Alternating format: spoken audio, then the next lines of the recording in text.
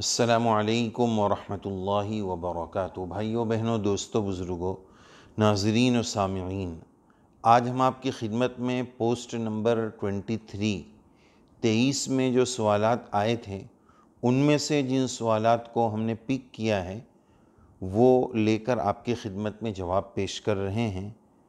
ہم ہر ہفتے تو آپ کی خدمت میں پوسٹ کے جو سوالات ہیں ان کو لے کر لائیو حاضر ہوتے تھے، لیکن اب اپنی مصروفیت کی وجہ سے اس ہفتے ہم آپ کے ان سوالات کو جو پوسٹ نمبر 23 میں آئے ہیں، 23 میں آئے ہیں، یہ اپلوڈیڈ ویڈیو آپ کی خدمت میں پیش کر رہے ہیں، اور پوسٹ نمبر 23 کا یہ پارٹ نمبر 1 ہے۔ دوسرا انشاءاللہ اگلا ویڈیو بھی آئے گا، تو اگر آپ کا جواب اس ویڈیو میں نہ ملے تو اگلا ویڈیو بھی ضرور دیکھیے گا۔ پہلا سوال ہم لیتے ہیں بلا تاخیر، سوال و جواب کا سلسلہ شروع کرتے ہیں۔ تقریباً بہت سارے ساتھیوں نے السلام علیکم ورحمۃ اللہ وبرکاتہ کہا تھا، سلام کیا تھا یا نہیں کیا تو یہ ہماری طرف سے سلام ہے، اور جنہوں نے سلام کیا تھا ان کو وعلیکم السلام ورحمۃ اللہ وبرکاتہ۔ پہلا سوال ہم لیتے ہیں، ضیاء الحق پوچھتے ہیں کہ زبان پر مسواک کرنا کیسا ہے، اس کا حکم کیا ہے، اس کا طریقہ کیا ہے۔ مسواک یہ اس طرح پکڑنے کا طریقہ ہے کہ جو چھوٹی انگلی ہے، یہ چھوٹی انگلی اس کو ادھر کر دیں، بیچ کی 3 انگلیوں کو بیچ میں، اور انگوٹھا جو ہے آگے کی طرف، اس طرح یہ مسواک پکڑنے کی ترتیب ہے۔ دائیں طرف، پھر دائیں طرف نیچے، بائیں طرف اوپر، بائیں طرف نیچے، پھر زبان مسوڑے، یہ پورے منہ کا، اور اسی میں زبان پر مسواک کو گھسنا، یہ بھی مسنون لکھا ہے۔ یہ پورا طریقہ ہے۔ مسواک یہ بہت اہم عبادت ہے اور اس کے بے شمار فضائل احادیث مبارکہ میں ہیں۔ آج یہ سنت چھوٹتے جا رہی ہے۔ نبی کریم علیہ السلام نے یہ بھی بتایا کہ اگر مجھ کو میری امت پر مشقت کا خوف نہ ہوتا، یہ ترجمہ ہے، مشقت کا خوف نہ ہوتا، لَأَمَرْتُهُمْ بِالسِّوَاكِ، تو میں ان کو مسواک کا حکم دے دیتا، یعنی وہ واجب کر دیا جاتا۔ اور حدیث شریف میں اس کی فضیلت میں یہ بات ملتی ہے کہ اس سے منہ کی صفائی اور رب کی رضا بھی ملتی ہے، اور فضائل میں یہ بات بھی ملتی ہے کہ اس سے خاتمہ بالخیر بھی نصیب ہوتا ہے۔ تو بہرحال زبان پر مسواک کرنا یہ مسنون ہے، اور جس طرح چاہے اس کو گھس کر صاف کر سکتے ہیں۔ اور بعضوں نے یہ بھی لکھا ہے کہ اس طرح زبان پر مسواک کرنے سے انسان کی گفتگو اور بات چیت صاف ہوتی ہے، وہ اچھی اسپیچ اور اچھا بول سکتا ہے۔ دوسرا سوال ہے، ارشاد احمد صاحب پوچھتے ہیں کہ 15 دن سے کم ہمارا سفر کا ارادہ تھا، لہذا مسافر تھے، تو 10 دن گزرے، اب 10 دن کے بعد مزید 10 دن رہنے کا ارادہ ہو گیا، یعنی اب صرف 10 دن رہنا اور اس 10 دن کے بعد جانا طے ہے، تو اس صورت میں ہم مسافر رہیں گے یا مقیم رہیں گے، یعنی پوری نماز پڑھنی ہے یا قصر کرنا ہے؟ جواب یہ ہے کہ قصر کرنا ہے، اس لیے کہ اب جو نیت ہے وہ بھی پورے مسافر کی، یعنی پورے 15 دن کی نہیں ہے۔ اگلا سوال شفا اعظمی پوچھتے ہیں، انہوں نے لمبا سوال کیا تھا کہ ہمارے ایک سابق ایکس امام صاحب ہیں اور اب دوسرے لوگ نماز پڑھاتے ہیں، اب یہ جو پہلے والے امام صاحب ہیں ان کا دماغی توازن، دماغی ان کو پرابلم ہے، لیکن وہ کبھی کبھار ان نئے اماموں کی غیر موجودگی میں نماز پڑھاتے ہیں، اور ان کے بہت سارے آپ نے پرابلمس لکھے ہیں، تو کیا یہ امام صاحب نماز پڑھا سکتے ہیں؟ جواب یہ ہے کہ اگر دماغی پرابلم اور توازن اس قدر ہے، اتنا بگڑا ہوا ہے کہ جس کی وجہ سے وہ نماز کے ادائیگی پر قادر نہیں ہیں، نماز صحیح نہیں پڑھا سکتے ہیں، اور نماز میں غلطیاں آ سکتی ہے، تو وہ بالکل نماز نہ پڑھائے، اس بات کا خیال رکھا جائے۔ لیکن چونکہ وہ ہمارے پہلے کے امام صاحب ہیں، تو ان کی رسپیکٹ اور عزت کا خیال رکھنا، عزت نفس کا خیال رکھنا، یہ نہیں کہ ٹیشو پیپر کی طرح اب ان کی ضرورت نہیں ہے تو چلو ان کو بھگا دو۔ ان کے پیچھے ہم نے اگر کئی لمبی مدت تک نماز پڑھی ہے تو آج بھی ان کا اکرام ضروری ہے، تو اکرام کے ساتھ، محبت کے ساتھ، کسی بڑی عمر والے کے انداز میں کے ساتھ جو ہے وہ ان کو جا کر سمجھا دیں، تو اس طرح جو ہے ان کا اکرام کا خیال رکھتے ہوئے اگر وہ نماز صحیح نہیں پڑھا پا رہے تو دوسرے لوگ جو نماز صحیح پڑھائیں انہی کو نماز پڑھانے کا حکم دیا جائے اور ان کو پابند کیا جائے۔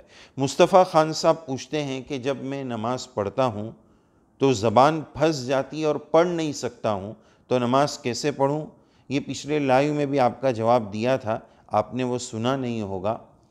زبان میں اگر پرابلم ہے، لکنت ہے، تو اس پر ہمارا مستقل ویڈیو ہے، وہ بھی ہم آپ کو بھیجیں گے، اور جو نماز میں تلاوت نہیں کر پائے وہ کیا کرے اس کا الگ ویڈیو ہے، وہ بھی آپ کی خدمت میں ہم بھیجیں گے انشاءاللہ۔ رضوان شیخ پوچھتے ہیں جنت میں اللہ تعالیٰ کا دیدار کن لوگوں کو ہوگا؟ دنیا میں تو اللہ تعالیٰ کو نہیں دیکھ سکتے، لا تدرکہ الابصار وہو یدرک الابصار، کہ دنیا میں انسانی آنکھیں اللہ عز و جل کو دیکھنے کی تاب نہیں لا سکتی۔ موسیٰ علیہ السلام کا مشہور واقعہ ہے کہ موسیٰ علیہ السلام نے فرمایا تھا یا اللہ مجھے آپ کو دیکھنا ہے، اللہ تعالیٰ نے فرمایا آپ نہیں دیکھ سکتے ہو، پھر دیکھا تو خر موسیٰ صعقا، موسیٰ علیہ السلام بے ہوش ہو کر گر پڑے اور طور پہاڑ جو ہے وہ ریزہ ریزہ اور سرما بن گیا۔ تو بہرحال یہ تو دنیا کا حال ہے۔ جنت کے بارے میں فرمایا قرآن شریف میں وجوہ یومئذ ناظرۃ الی ربہا ناظرہ، کہ اس دن بعض چہرے خوش و خرم ہوں گے جو اپنے رب کا دیدار کر رہے ہوں گے۔ جنت یہ مکمل نعمتوں کی جگہ ہے، اور دنیا میں اللہ تعالیٰ نے ہم بندوں کو جو نعمتیں، جتنی نعمتیں دی ہیں، وہ تمام نعمتیں جنت کی نعمتوں کا سیمپل اور نمونہ ہیں۔ تو وہ سب نعمتیں اللہ تعالیٰ، جیسے مثال کے طور پر انگور ملا تو دنیا کا انگور اتنا سا ہے، اس کی کیفیت الگ ہے، لیکن جنت کا انگور بہت بڑا ہوگا، اس کی کیفیت وہاں کی شایان شان ہوگی۔ تو جتنی نعمتیں دنیا میں ہیں یہ ایک سیمپل ہے، وہ سب نعمتیں وہاں ملے گی، لیکن جنت کی ایک نعمت جو دنیا میں نہیں ہے وہ اللہ کا دیدار ہے۔ تو دنیا کی تمام نعمتوں کا منتہا اور اینڈ جو ہے وہ اللہ کے دیدار پر ہے۔ تو ثابت یہ ہوا کہ جس کو بھی اللہ تعالیٰ جنت کا داخلہ نصیب فرمائیں گے سب کو اپنے دیدار سے مشرف فرمائیں گے۔ ہم سب دعا کرتے ہیں یا اللہ ہمیں جنت کا دخول اولین نصیب فرما، اپنا قرب نصیب فرما، اپنا دیدار نصیب فرما، رسول اللہ صلی اللہ علیہ وسلم کی مرافقت اور آپ کا سرکار کا ساتھ ہمیں آخرت میں جنت میں نصیب فرما، آمین۔ شیخ فاضل پوچھتے ہیں کہ زکوٰۃ میں گولڈ یا دوائی دے سکتے ہیں؟ دیکھیں اس بات کا خیال رکھنا ضروری ہے، پہلی بات یہ کہ وہ حقدار ہو، زکوٰۃ کا حقدار ہو، تو اگر گولڈ دیں گے تو بھی کوئی حرج نہیں، اصل پیسہ تو سونا اور چاندی ہے، تو گولڈ دینے میں بھی کوئی حرج نہیں، دوائی دینے میں بھی کوئی حرج نہیں۔ لیکن بعض لوگ کیا کرتے ہیں کہ ایکسپائر چیزیں کہ بھائی ہمارے استعمال میں نہیں آ رہی ہے، چلو اب اس کو کہیں ٹھکانے لگانا ہے تو اس طرح اس کو دے دو تاکہ وہ زکوٰۃ ادا ہو جائے۔ زکوٰۃ کے بارے میں حدیث شریف میں یہ بھی اصول بتایا کہ ہر مال کا مڈل، درمیانی مال، جیسے جانوروں کی زکوٰۃ لی جاتی تھی تو اعلیٰ مال دینے میں دینے والوں کا نقصان، اور نیچے کلاس کا مال دیں گے تو لینے والوں کا نقصان، تو درمیانی درجے کا مال زکوٰۃ میں دیا جائے۔ تو دوائی بھی دے سکتے ہیں اور گولڈ بھی دے سکتے ہیں، بس وہ زکوٰۃ کا حقدار ہونا چاہیے۔ آصف شیخ سے پوچھتے ہیں کہ ڈاکٹر کی رائے اور عورت کی مرضی سے کنڈوم بیوی کی ملاقات کے وقت استعمال کر سکتے ہیں یا نہیں، اور اس کو یوز کرنے کے بعد ٹوائلٹ میں اس کو پھینک سکتے ہیں یا نہیں۔ دو باتیں انہوں نے پوچھی ہیں۔ پہلی بات یہ کہ اس پر ہمارا مستقل ویڈیو ہے، ہم اس کی لنک آپ کو بھیجیں گے۔ اگر کوئی یہ کام اس لیے کرتا ہے کہ اولاد ہوگی تو ان کو کھلاؤں گا کہاں سے، تو پھر یہ بالکل جائز نہیں ہے، درست نہیں ہے۔ کھلانے والی ذات، روزی دینے والی ذات اللہ تعالیٰ کی ہے۔ لیکن اگر کوئی ایسا پرابلم ہے جو ڈاکٹر نے منع کیا ہے، عورت کے لیے مشکل ہے، کمزوری ہے، ابھی فوراً پریگننسی کو اس کی باڈی ایکسیپٹ نہیں کر سکتی ہے، برداشت نہیں کر سکتی ہے، ایسی کوئی بات ہے تو اس صورت میں اس بات کی گنجائش اور اجازت ہے کہ ان چیزوں کو استعمال کر سکتے ہیں، اور عورت کے رحمدانی میں اس کی شرمگاہ میں بھی کوئی چیز لوب یا اس طرح کی کوئی چیز لگاتے ہیں جس سے نطفہ اندر نہ جائے، یہ چیزیں بھی استعمال ہوتی ہے، اس طرح بھی حمل سے رکا جاتا ہے۔ تو مجبوری میں اس کی گنجائش ہے، لیکن وہ بھی پرماننٹ ہمیشہ کے لیے روک دینے کی نہیں، جتنی دیر کا وہ پرابلم ہے اتنی وقت تک روکنے کی گنجائش ہے۔ لائف ٹائم اس طرح نس بندی کرا دینا یا کوئی ایسی چیز کر لینا کہ ہمیشہ کے لیے بچہ بند ہو جائے، یہ درست نہیں ہے۔ اور پھر آپ نے پوچھا تھا کہ بیت الخلاء میں ڈال سکتے ہیں، اگر وہاں پھینکیں گے تو ہو سکتا ہے کہ دوسروں کو تکلیف ہو، اس معنی کر کے وہ لائن چوک اپ ہو جائے، کوئی پرابلم ہو جائے، تو اس کا خیال رکھنا ضروری ہے۔ عامل خان صاحب نے لکھا ہے کہ میری وائف کو سفید داغ کا نیا پرابلم شروع ہوا ہے اور بڑھتا جا رہا ہے۔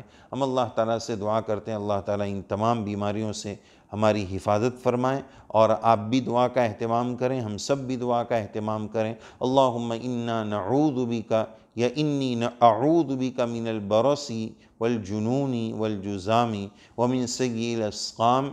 اس دعا کو کثرت کے ساتھ پڑھیں۔ نمبر 2، یا سلامو یا سلامو یا سلامو، کثرت کے ساتھ جتنا ہو سکے پڑھ کر اپنے اوپر دم کرتے رہیں۔ اور تیسرا یہ کہ پہلے پارے کا ایک ٹکڑا ہے، ایک حصہ ہے، مسلمۃ لا شیۃ فیہا، مسلمۃ لا شیۃ فیہا، شروع میں 11 مرتبہ درود شریف، مسلمۃ لا شیۃ فیہا 41 ٹائمز، 41 مرتبہ، پھر 11 مرتبہ درود شریف، 10 دن تک اس کو کرنا ہے۔ انشاءاللہ بہت جلد اللہ تعالیٰ صحت اور شفا نصیب فرمائیں گے، اور دعاؤں کا اہتمام کرنا ہے۔ سمیر پوچھتے ہیں کہ وتر کی نماز میں اگر دعائے قنوت چھوٹ جائے تو کیا کرنا ہے؟ سجدہ سہو کرنا ہے۔ معراج صاحب سعودی سے پوچھتے ہیں کہ آج کل یہ کرکٹ میچ جو ہوتے ہیں ٹیموں کے، انٹرنیشنل لیول پر یا نیشنل لیول پر مختلف لیگز ہوتی ہے، تو کیا اس میں پلیئنگ 11 جو کھیلا جاتا ہے یہ کھیلنا کیسا ہے؟ اس پر ہمارا مستقل ویڈیو ہے۔ جواب یہ ہے کہ یہ جائز نہیں ہے، اس میں جوا سٹہ وغیرہ ہوتا ہے، اس لیے یہ درست نہیں ہے۔ شاہین پروین پوچھتے ہیں کہ اوابین کی نماز کب ہے؟ اوابین کی نماز مشہور یہی ہے کہ مغرب کے بعد یہ 6 رکعتیں ہیں، کم سے کم 6 رکعتیں، اور 20 رکعت تک بھی اس کا تذکرہ ملتا ہے، اور فضیلت میں یہ بات ملتی ہے کہ 12 سال کی عبادت کا ثواب ملتا ہے، یہ حدیث شریف سے ثابت ہے۔ حجاب مائی آئی ڈی پوچھتے ہیں کہ اگر کسی نے کوئی بڑا گناہ کر لیا، مثلا زنا کر دیا، تو کیا اس کی سزا ان کی اولادوں کو ملے گی؟ سزا تو نہیں ملے گی، لیکن اللہ حفاظت فرمائے، اس طرح اگر عادت کوئی گناہ کی بنا لی جائے تو اولاد میں اس کے اثرات منتقل ہو سکتے ہیں، لیکن ایک کے گناہ کا وبال دوسرے پر گناہ کے عذاب کی شکل میں آ جائے، وَلَا تَزِرُ وَازِرَةٌ وِزْرَ أُخْرَى، اس آیت شریفہ کی روشنی میں اس کا ثبوت نہیں ہے، یعنی کسی کے گناہ کا بوجھ کسی اور پر نہیں آئے گا۔ اگلا سوال ہمیں واٹس ایپ گروپ سے موصول ہوا ہے کہ پاؤں کے ناخن پر نیل پالش لگانا کیسا ہے؟ اس میں اگر پرت جم جائے گی تو وضو اور غسل کا مسئلہ ہو جائے گا، لہذا اس کو چیک کر کے لگایا جائے۔ آخری سوال ہم لیتے ہیں، وضو کے دوران اگر وضو کر رہے ہیں، وضو کرتے کرتے ریح خارج ہو جائے، ہوا نکل جائے، تو کیا دوبارہ وضو کرنا ہوگا؟ جی بالکل دوبارہ وضو کرنا ہوگا، اس لیے کہ اس سے وضو ٹوٹ گیا ہے، وضو کے بیچ میں ہو یا وضو ہو چکا ہو، اثر نو دوبارہ وضو شروع کر دیں۔ اللہ عز و جل ہم سب کو مسائل سیکھنے، سیکھتے رہنے اور اس پر عمل کرنے کی توفیق سعید نصیب فرمائیں۔ آپ پوسٹ نمبر 23 کے پارٹ 2 کا انتظار کریں اور اس کو بھی دیکھنے کی کوشش کریں۔ اگر اس ویڈیو میں آپ کا سوال پک نہیں ہوا ہے تو اگلا پارٹ آئے گا، اس کو آپ ضرور دیکھیے۔ اللہ تعالیٰ توفیق عمل سے نوازے، آمین یا رب العالمین۔